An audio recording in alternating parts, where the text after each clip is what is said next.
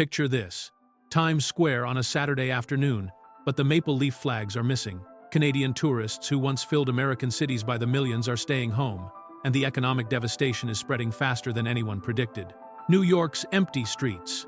When the city that never sleeps starts showing cracks, you know the crisis is real.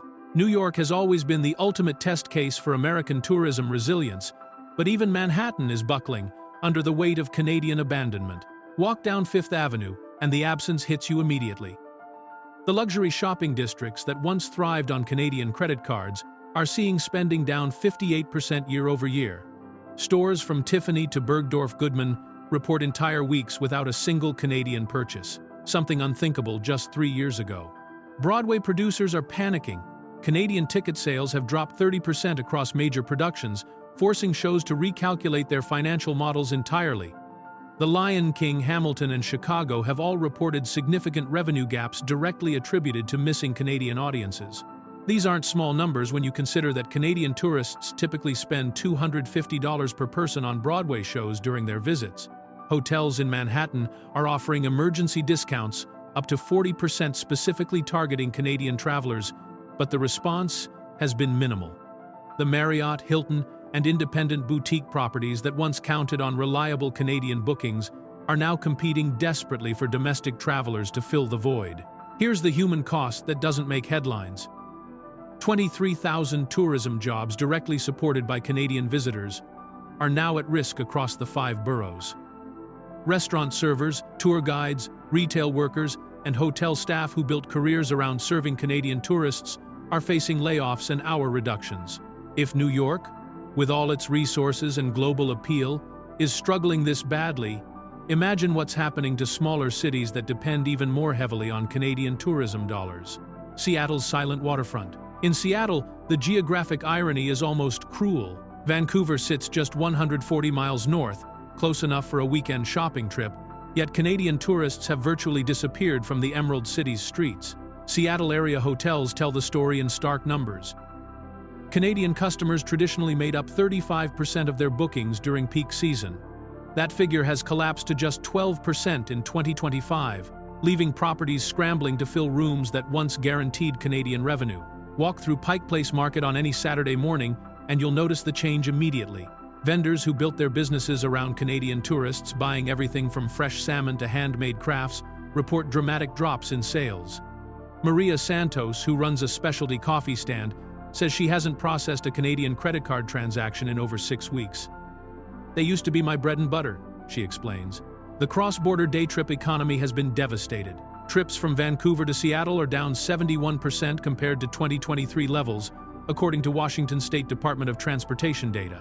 The ease of the drive, the favorable exchange rate, the cultural familiarity, none of it matters anymore.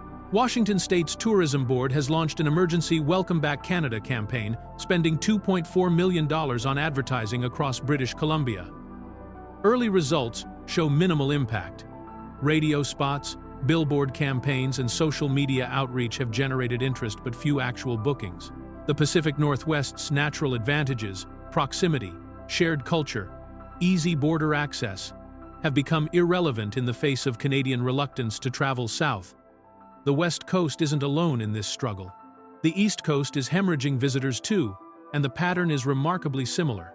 Boston's revolutionary decline, Boston's crisis cuts deeper than economics, it's erasing decades of cultural connection. This city built its tourism identity on shared history with Canada, but even those historical bonds can't overcome Canadian reluctance to visit America.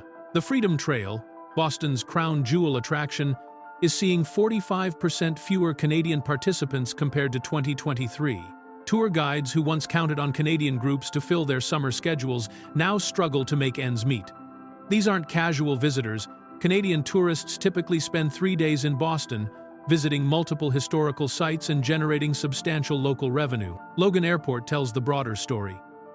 International arrivals from Canada have dropped 39% year over year, with direct flights from Toronto and Montreal operating well below capacity. Airlines are quietly reducing frequency on these routes, making future recovery even more challenging.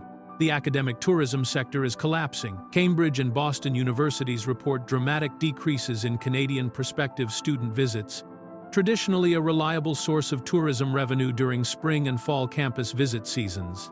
Harvard alone estimates a 60% drop in Canadian campus tour participation, affecting not just admissions but local hotels and restaurants that depend on visiting families. New England's famous fall foliage season faces an unprecedented crisis. Canadian tourists have historically comprised 28% of autumn visitors, driving up from Quebec and the Maritimes to see the changing leaves. Early bookings for fall 2025 show massive shortfalls, threatening the seasonal economy that entire communities depend on. The ripple effects extend beyond traditional tourist destinations.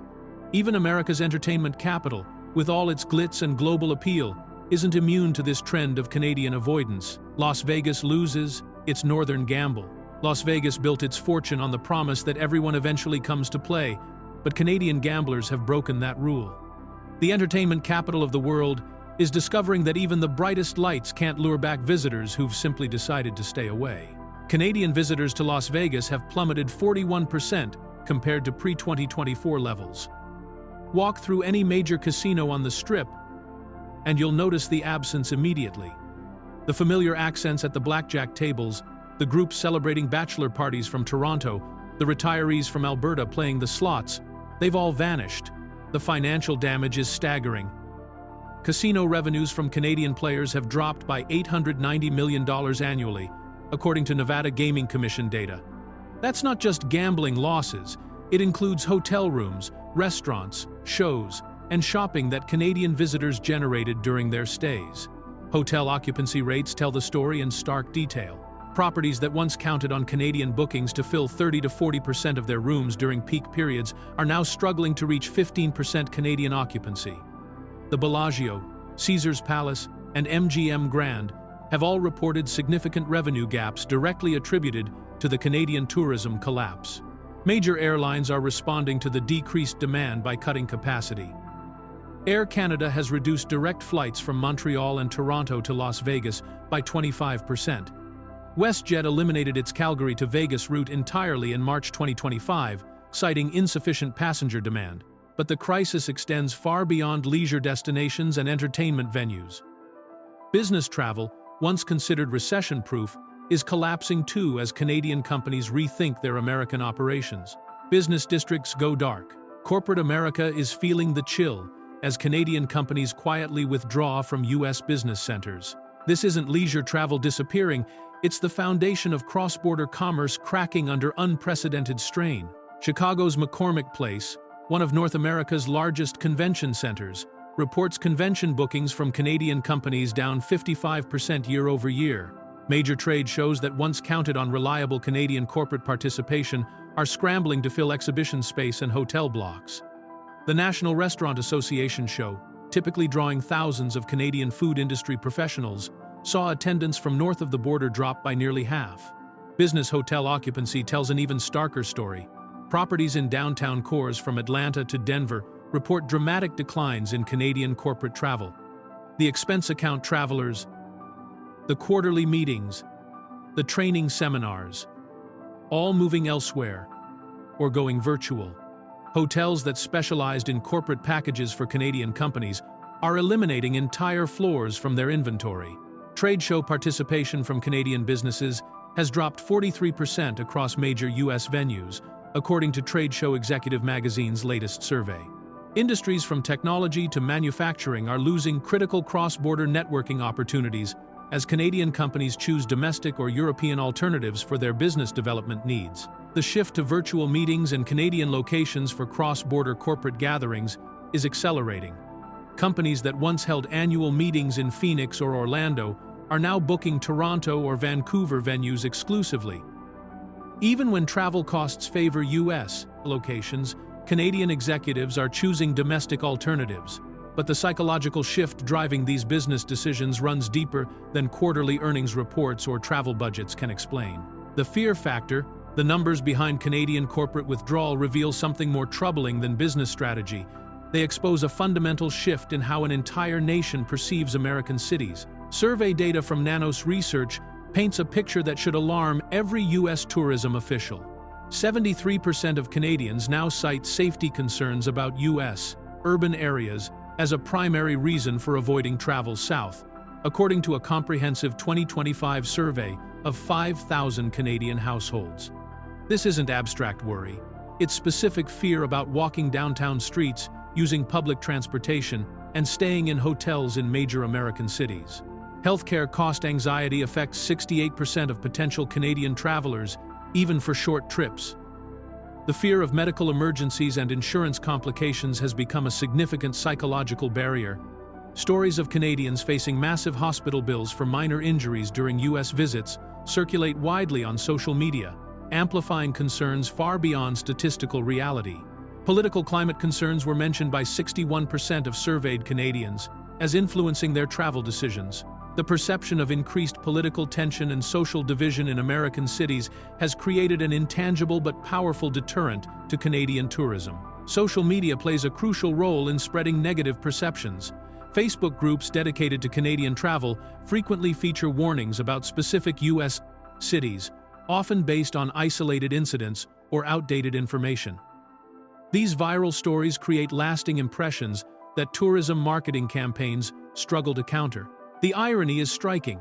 While Canadians avoid American cities due to perceived risks and costs, they're traveling elsewhere more than ever, choosing destinations they consider safer and more welcoming.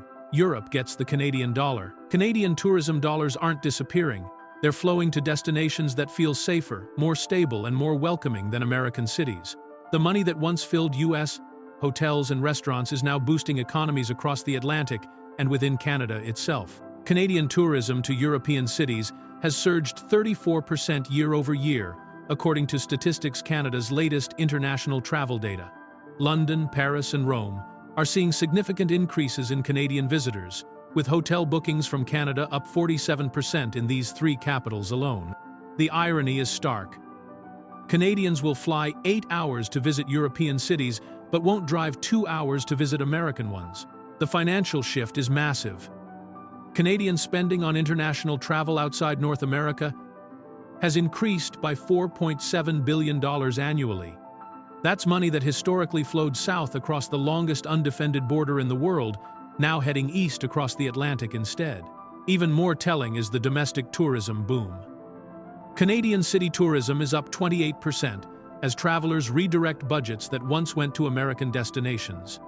Toronto, Montreal, and Vancouver are experiencing unprecedented hotel occupancy rates as Canadians choose familiar destinations over foreign alternatives.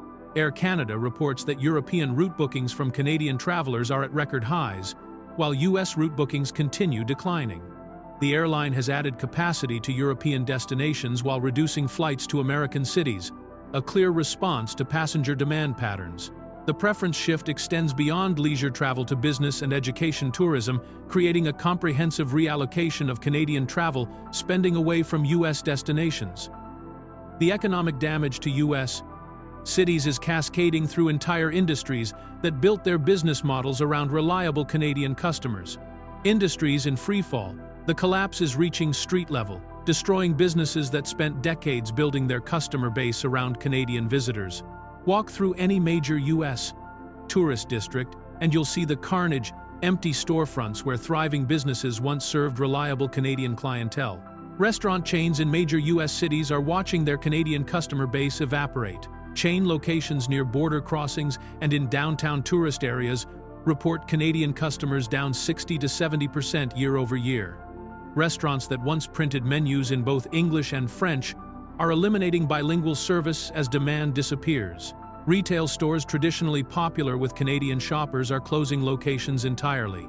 Outlet malls from Woodbury Common in New York to premium outlets in Orlando report significant Canadian foot traffic declines, forcing anchor stores to reconsider their American expansion strategies.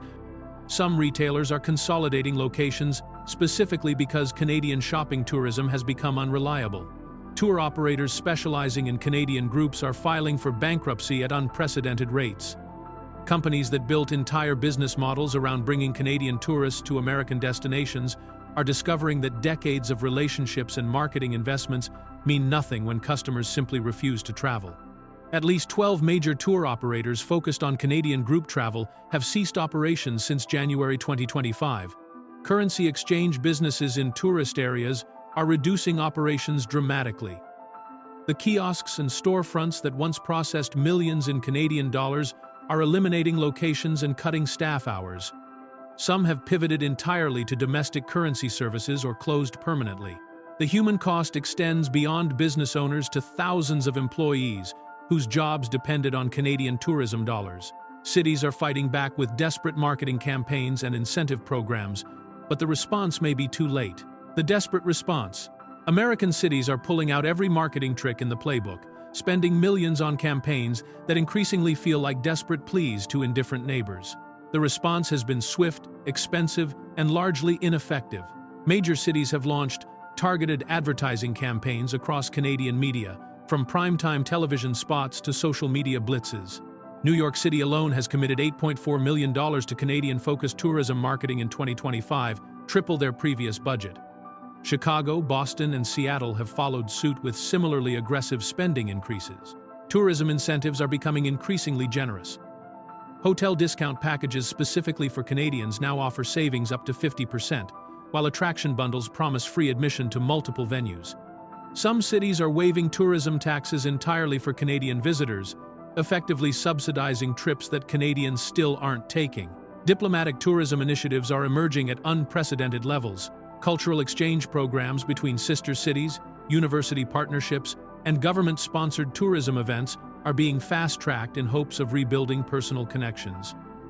The U.S. Travel Association has created a dedicated Canada Recovery Task Force to coordinate these efforts nationally. Early results are disappointing. Despite spending over $47 million collectively on Canadian-focused marketing since January, participating cities report booking increases of less than 3%. Survey data suggests the campaigns are reaching Canadians, but failing to change travel intentions. The fundamental challenge may be insurmountable. Canadian attitudes toward American cities appear to have shifted permanently. What began as temporary travel hesitation has crystallized into lasting rejection, creating a new reality where America's closest neighbors simply prefer to vacation anywhere else.